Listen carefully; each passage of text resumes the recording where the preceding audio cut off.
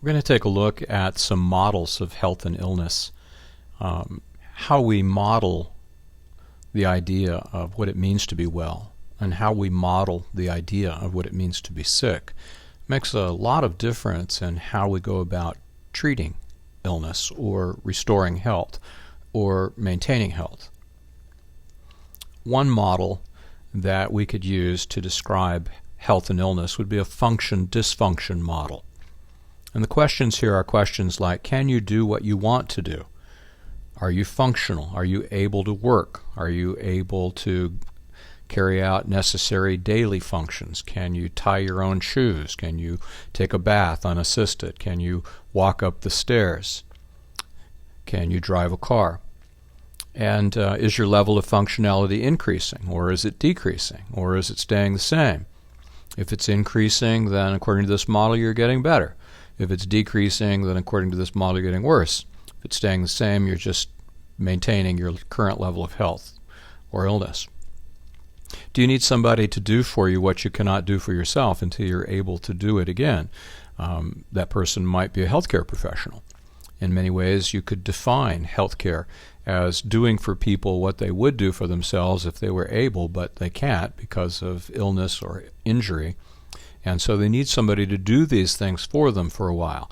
These may be relatively small things like tying their shoes or helping them in and out of their wheelchair, or they could be very large things like breathe, meaning put me on a ventilator, or make my heart work, meaning give me a heart massage or something.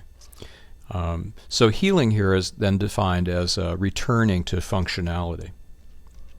Another model for looking at the health-illness issue would be the wholeness, brokenness model. Whole, then, would be what a person was designed to be: healthy, functional, related to other people, happy, connected to their environment and to their family and to their friends, complete and strong and capable. And we could add a whole host of other words like interdependent and all of that sort of thing. Illness then would be understood as being broken. This would mean being sick or being hurt or weak or alone or unhappy or incomplete or unable. A related model, it's just about the same thing but with slightly different words, would be to talk about being integrated or being disintegrated. In other words, to have all the pieces of myself connected to one another or have the pieces of myself scattered all over the place. This would be a connected disconnection kind of model. According to the Bible, all brokenness and dysfunction, all illness, including death, stems from disconnection with God, who is the source of all life. And according to the Bible, human beings were originally created connected to God. But as a result of the wrong exercise of that gift of free choice, they chose to go their own way and disconnected from God. And when they disconnected from God, they disconnected from the source of all life and all wisdom and all goodness. And as a result, they began immediately to experience brokenness and disconnection and dysfunction. It'd be like disconnecting a branch from a tree. Inevitably, the branch dies. It would be like disconnecting a fetus from the placenta.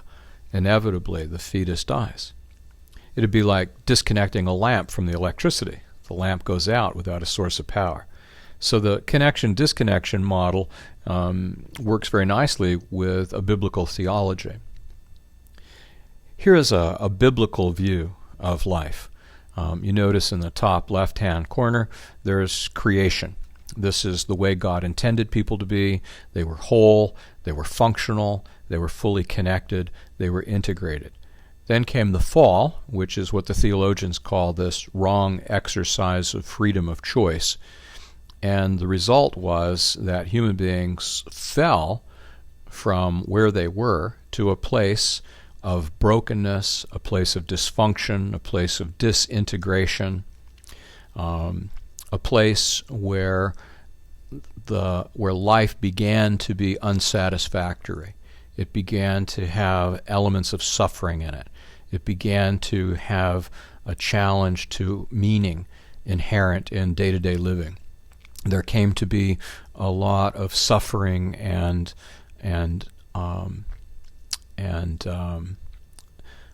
discomfort connected with life, challenges to bodily well-being as well as mental and social and emotional well-being, all, according to the Bible, as a result of a spiritual problem, a fall from connection with God.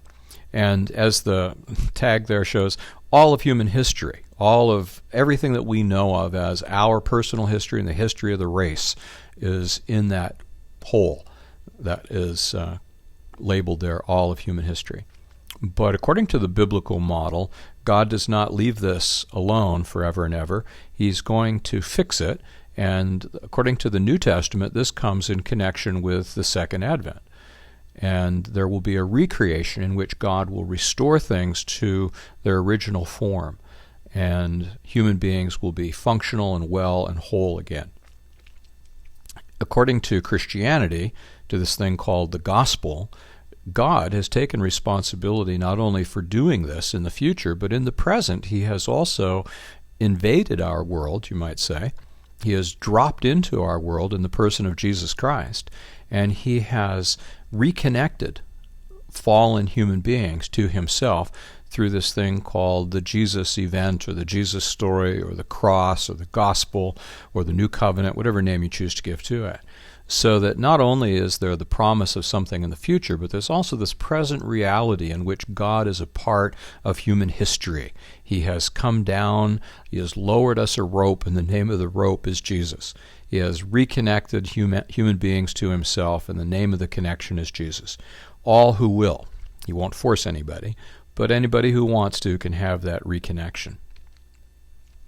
Spirituality, then, is the thing that gives us awareness of this alternate reality that most people don't even recognize, because they think that the only reality that there is the reality that they see around them every single day.